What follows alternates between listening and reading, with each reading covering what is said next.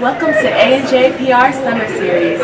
This evening I have the pleasure of sitting with Timea G, an entrepreneur, author, cancer survivor, and I'm so excited to be here with you. I'm so excited to have the opportunity to chat with you. So when I first found out about you, it was from your event, SheRocks, and I thought it was so extraordinary that you're highlighting so many wonderful females, different entrepreneurs, artists. And so my first question to you is, what made you start SheRocks, and how did that vision come about?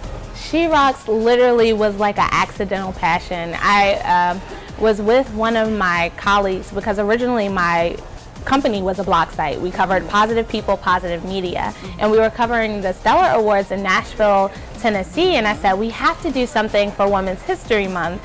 Maybe we could highlight women who are dominating, male-dominated industries, who are doing amazing things.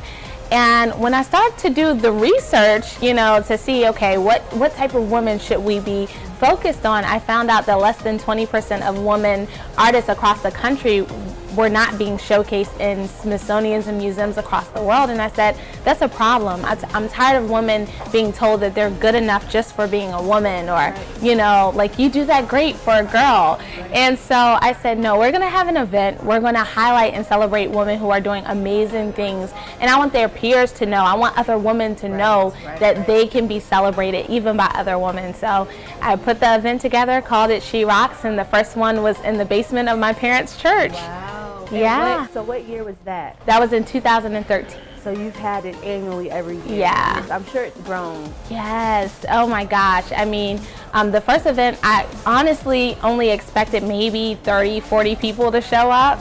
And I got phone calls to my phone like, Timea, we're on the page and it says it's sold out. And I was like, what do you mean? Like, are you serious? So many people have come year after year to support. I've never heard of something like this in the DMV area, and I feel like we have to do a better job of doing that. So I thank you for even having that event and being that visionary.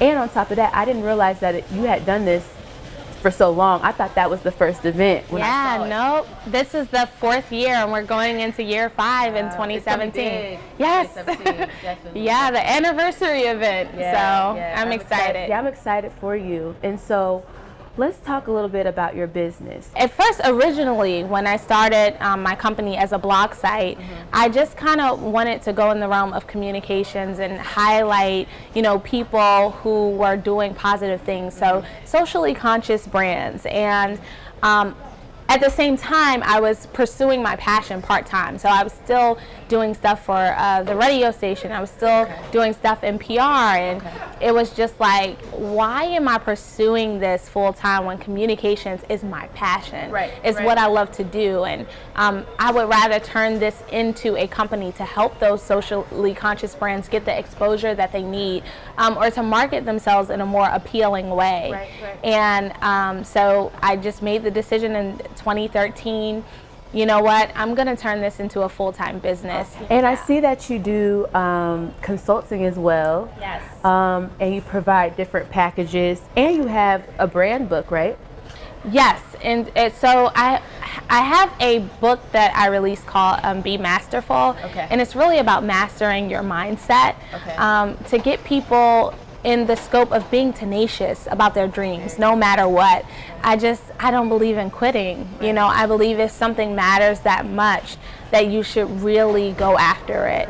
What can you say to young females? What motivation can you give them to have that type of encouragement you have?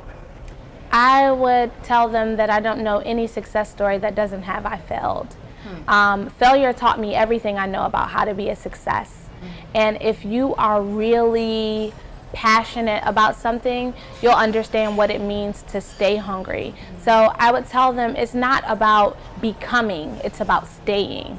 Because you can become great. You can become a news reporter. You can become a marketer. You can become an entrepreneur. But it's about really building and developing the tenacity to stay there. If you stay hungry, regardless of if you get at the peak of your game, if you remember what it feels like to starve, then you'll always be in constant evolution. You'll be an evolving success. I believe in DC, Maryland, and Virginia, we can get better when it comes to working together. I think a lot of people are protective over their passions, their dreams. This is my baby. And you should be cautious about who handles your dream. But at the same time, if you were given a great vision, you have to know that you're great enough to come up with another one. And I keep that mindset because people contribute and they impact how successful you are. Having a mindset that extends beyond the DMV. You know, yes, we wanna help home, but you know, we also want to go abroad so that we can bring what we learned back home. I definitely agree with that. And honestly, I think we have so much that I don't have any more. I had a list in my head, and I'm like, you took honestly, everything that you said is so valuable, and I feel like with this segment, someone's going to be touched. I hope so. I know someone's going to be touched. I'm touched just even speaking with you. Oh, wow. And I thank you for your time. No I thank problem. you for your mother, for your mom is your number one fan. Yes. It reminds me of my mom too, because she does the same thing. Thank you both for that. No, thank you for having me. So and don't miss the part 2 of our interview with Timea to learn about her remarkable cancer story. She was just like, I had to present your case in front of doctors because this is rare. Like, this does not happen.